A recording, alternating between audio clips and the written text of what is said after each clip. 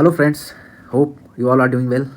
सबसे पहले तो जय हिंद, a very happy independence day to all of you. मैं Arnab Priyadarshan, SSC at Indian Railways. तो दोस्तों, आपको पता तो चल ही गया होगा और इस वैकेंसी के बारे में मैंने लगभग अभी से 1 महीना पहले ही वीडियो डाल के आपको बताया था। आप देख भी सकते हो प्लेलिस्ट में, वहाँ पे वैकेंसी आफ्टर 8 ईयर्स करके मैंने थंबनेल डाला हुआ है। तो जो भी हो, चलिए अब ये ओपन वैकेंसी मतलब कि आ चुकी है और इसका नोटिफिकेशन भी क्लियर आ चुका है कितनी पोस्ट आने वाली हैं। तो एक बार मैं सोचा कि अच्छे से वैकेंसी के बारे में, एलिजिबिलिटी क्या है, कौन एग्ज़ाम दे सकते हैं, एज लिमिट क्या रहेगी, work profile, salary, work pressure, growth, promotions के क्या स्कोप हैं, ये सारी चीज़ें एक बार डिस्कस कर लेता हूँ इस स्पेसिफिक पोस्ट के बारे में। क्योंकि देखिए, अगर कहा जाए तो ये पोस्ट न्यूली है, न्यूली डाला गया है। इसी पोस्ट से मिलता जुलता एक पोस्ट था दोस्तों पहले, रेलवेज में उसका रिक्रूटमेंट होता था रेलवे ट्रैफिक अप्रेंटिस एग्ज़ाम के द्वारा, ठीक है। वो 8 साल पहले होता था। वो ट्रेन कंट्रोलर के नाम से जाना जाता था, ठीक है। ऐसा ही मतलब मिलता जुलता काम था इसी टाइप का, मगर अभी ये एग्जिस्टिंग जो भी रेलवेज के रिक्रूटमेंट रूल्स हैं उसमें अमेंडमेंट करके एक न्यू पोस्ट को क्रिएट किया गया है सेक्शन कंट्रोलर के नाम से। हालांकि जो ट्रेन कंट्रोलर का लेवल ऑफ पे था, सेम पे रखा गया है इसको भी। आरटीएई के द्वारा जो ये ट्रेन कंट्रोलर की वैकेंसी आती थी वो डिसकंटिन्यू हो गई थी पिछले कुछ साल से। और वो क्या हो रहा था कि इंटरनली जो गार्ड्स थे या एलपी थे, लोको पायलट थे, उनको ही इंटरनली एग्ज़ाम दे के या मतलब कि उनकी सीनियरिटी बेसिस पे ट्रेन कंट्रोलर के पोस्ट को भरा जा रहा था, उन्हीं में से, उसी कैडर से लेके आदमी को। तो मगर अब रेलवे ने डिसाइड किया है कि नहीं, ये जो ट्रैफिक डिपार्टमेंट है रेलवे का, इसमें सेक्शन कंट्रोलर की वैकेंसी एक्सक्लूसिवली ओपन मार्केट से, डायरेक्ट रिक्रूटमेंट से स्टार्ट की जाएगी। तो एक बार चलिए डिटेल में डिस्कस कर लेते हैं। और कहीं ना कहीं दोस्तों, ये बहुत ही सुनहरा मौका है आप सभी के लिए। आपका जो भी जेई के लिए तैयारी कर रहे हो तो मिलता जुलता ही जॉब पैटर्न है। ओपन लाइन में जैसे जेई होते हैं उसी टाइप का आपका वर्क प्रेशर भी रहता है, इसमें भी थोड़ा अलग है, वो मैं आपको समझा दूंगा। पोस्ट थोड़ी सी कम आई है, मगर चलिए, आपको एक सीट से मतलब है, कंपटीशन थोड़ा रहेगा। 368 सीट्स आई हैं। मैं आपको रिकमेंड जरूर करूँगा कि एक बार जो भी देखिए, इसमें क्या है कि टेक्निकल क्वालिफिकेशन की ज़रूरत नहीं है, नॉर्मल ग्रेजुएशन वाले एग्ज़ाम दे सकते हैं। तो सुनहरा मौका है दोस्तों, आप एक बार ज़रूर ट्राई करें, फॉर्म डालें और ज़रूर एक बार एग्ज़ाम को दें जब भी इसका डिटेल नोटिफिकेशन आ जाए। अभी हम लोग पहले जो हमारा ये नोटिफिकेशन है देख लेते हैं। जो ये अप्रूव्ड वैकेंसीज हैं, एक्चुअली इस वैकेंसीज के आधार पे आपको नोटिफिकेशन मिलेगा। CEN जैसे होता है वैसे ही सेंट्रलाइज्ड एम्प्लॉयमेंट नोटिफिकेशन 2025 का। अभी तक में तो देखिए, अब JEE NTPC की ही बारी है और सारी आ चुकी है। तो ये अब CEN 2025 में किस नंबर पे आता है एक बार देख लेंगे। तो यहाँ पे 368 सीट आप देख सकते हैं दोस्तों कि अप्रूव किया गया है रेलवे के द्वारा इस बार। डिफरेंट जोन्स में अलग अलग सीटें हैं, 25, 24, कहीं 21, कहीं बहुत कम है, जैसे नॉर्थ ईस्टर्न में कम है। सबसे ज़्यादा अगर देखा जाए तो आपका ER में ईस्टर्न रेलवे में है, ठीक है। वेस्टर्न रेलवे में भी अच्छा सीट है, 35 सीट है। फिर ईस्ट सेंट्रल रेलवे में भी अच्छा है। एक्चुअली क्या है ना कि ये तीनों जो हैं हैवी ट्रैफिक जोन है, हैवी ट्रैफिक।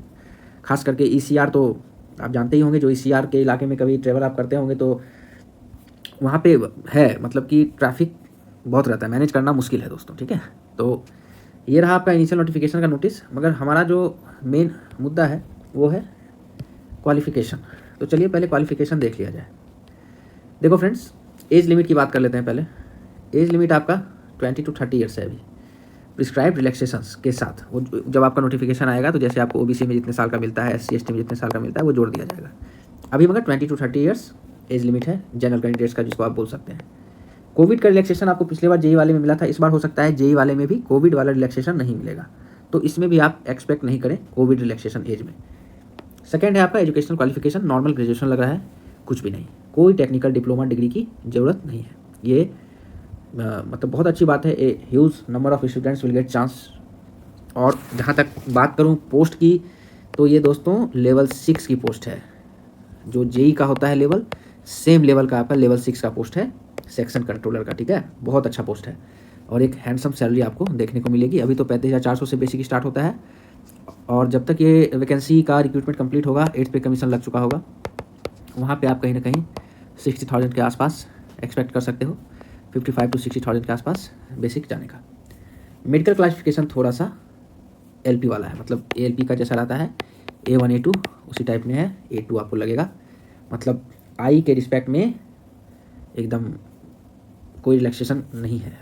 आपका 6/6 विजन होना चाहिए, आपको कलर ब्राइटनेस नहीं होना चाहिए, बाइनोकुलर विजन अच्छा होना चाहिए, ये सारा चीज़ मतलब आपको अच्छा होना चाहिए। मेडिकल क्वालिफिकेशन इसका बहुत ही मतलब कि ए ग्रेड का है। चलिए, एग्जामिनेशन पैटर्न आपका देखिए जैसा एनटीपीसी में रहता है, यहाँ पे तो आपको बोल दिया गया लॉजिकल मेंटल, तो वही आप मान के चलिए। इसमें भी आपको GK GS reasoning math, GK GS reasoning math इसी से पूछा जाएगा। ट्रेनिंग इसमें भी 52 वीक्स का होता है, जैसे जेई में होता है। वो क्लासरूम प्रैक्टिकल 6 मंथ, मगर इसमें आपका क्या होगा कि train and section. Train LP वाला मतलब ये नहीं, ट्रेन में आपको ट्रेन चलाने वाला नहीं, ट्रेन का रूट कैसे मैप किया जाता है, ट्रेन के ट्रैफिक को कैसे मैनेज किया जाता है। सेक्शन कंट्रोलर मतलब दोस्तों वर्क प्रोफाइल को ही एक बार डिस्कस कर लेते हैं। देखिए सेक्शन का मतलब क्या होता है रेलवे में कि ये मान लो एक बड़ा स्टेशन है, एक इधर बड़ा स्टेशन है, बीच में छोटे छोटे हॉल्ट हैं, स्टेशन हैं। ये स्पैन 100 किलोमीटर भी हो सकता है, 200 किलोमीटर भी हो सकता है। तो इस पूरे को सेक्शन बोल दिया जाता है। सेक्शन, इस सेक्शन में हो सकता है 3 लाइनें हो अप डाउन, या फिर डुअल, या फिर 2 हो, या फिर हैवी ट्रैफिक के चलते ज़्यादा लाइनें हो, कुछ डाइवर्जन हो। तो ये सारा चीज़ जो है दोस्तों सेक्शन कंट्रोलर को देखना क्या है इसमें कि ये मान लो इतने स्टेशंस का एक सेक्शन है, इसमें फ्रेट ट्रेन भी मूव करती हैं, फ्रेट का मतलब मालगाड़ी, और आपकी जो नॉर्मल पैसेंजर ट्रेन हैं वो भी मूव करती हैं। उसमें भी आपको पैसेंजर्स में भी बहुत टाइप की ट्रेन है, कुछ एक्सप्रेस हैं, कुछ मेल हैं, कुछ राजधानी शताब्दी टाइप हैं, वंदे भारत हैं। तो किसकी प्रायोरिटी क्या है, किसका टाइमिंग क्या है, ऑपरेशंस कैसे चलाने हैं, ट्रैफिक को मैनेज कैसे करना है। सेक्शन कंट्रोलर के पास एक बोर्ड टाइप का होता है, जो आप स्टेशन मैनेजर के पास भी देखते होंगे, वो स्टेशन का जैसा रहता है वैसा ही सेक्शन कंट्रोलर के पास भी रहता है। वो पूरे सेक्शन में जो एक्टिविटी हो रही है वो सारा ट्रैफिक वो एक बोर्ड पे देख पाता है और वहाँ से वो कंट्रोल करता है। मोटा मोटा काम यही है, मगर काम जो है वो एकदम चौकन्ना रहने वाला है। इसमें ऐसा नहीं है आप उठ के कहीं चले जाओगे आ जाओगे, चौकन्ना रहना पड़ेगा आपको, ठीक है। तो वर्क प्रोफाइल आपका यही रहेगा। एक बार ग्रोथ को देख लेते हैं। अच्छा, एक चीज़ और बहुत इंपॉर्टेंट है, यहाँ पे जैसे आपका एएलपी में साइकोमेट्रिक टेस्ट होता है, वैसे इसमें भी आपको साइकोमेट्रिक टेस्ट आरडीएसओ का जो पैटर्न है उसके हिसाब से देना पड़ेगा। साइकोमेट्रिक टेस्ट आपका होगा, ठीक है। तो ये चीज़ें कॉमन है, जो एएलपी का तैयारी करते हैं उनको इसमें फ़ायदा हो जाएगा, ठीक है। तो ये फॉर्म आप डाल सकते हो। अच्छा, एक बार प्रमोशन का देख लेते हैं, ग्रोथ, क्योंकि ग्रोथ जानना जरूरी है। देखो दोस्तों, अभी क्या है कि जैसा कि मैंने आपको बताया कि आरटीएई के बाद जो है इंटरनल लिया जाना स्टार्ट हो गया था ट्रेन कंट्रोलर को, तो वो वाला अभी 60% डीआर कोटा में चला गया सीट। मतलब आपका जो रिक्रूटमेंट आएगा 60% सीटें डायरेक्ट रिक्रूटमेंट से भरी जाएंगी, मात्र 40% को जनरल सिलेक्शन मतलब प्रमोशनल कोटा में दिया जाएगा। प्रमोशनल में कौन कौन एलिजिबल होंगे, मिनिस्ट्रियल वाले भी होंगे, जो भी क्लर्क, ओएस, इस टाइप के, जो मतलब ओएस तो खुद लेवल 6 में आ जाता है, क्लर्क दे सकते हैं या फिर पीओन दे सकते हैं, लेवल 2 से 6 वाले, लेवल 5 से 6 वाले भी, मतलब इफ़ वर्किंग इन पे लेवल 2 to 4 5 साल के लिए, 5 साल के लिए। और देखो लेवल 2 to 6 वाले, 5 से 6 वाले 2 साल के लिए, और 2 to 4 वाले 5 साल के। अगर इतना सर्विस कर लिए हो रेगुलर सर्विस, तो आप इस एग्ज़ाम को इंटरनल एलडीसी के थ्रू ज्वाइन कर सकते हो, इंटरनल एग्जाम के थ्रू, जनरल सिलेक्शन। पहला प्रमोशन आपका होता है जैसे एसएससी होता है लेवल 7 में, वैसे चीफ कंट्रोलर पे आप चले जाओगे लेवल 7 पे। अगला प्रमोशन आपका चीफ कंट्रोलर लेवल 8, उसका अगला चीफ कंट्रोलर लेवल 9। एसएससी में भी यही है, लेवल 9 तक जाते हैं, लेवल 7, लेवल 8, लेवल 9, मगर एसएससी ही रहते हैं।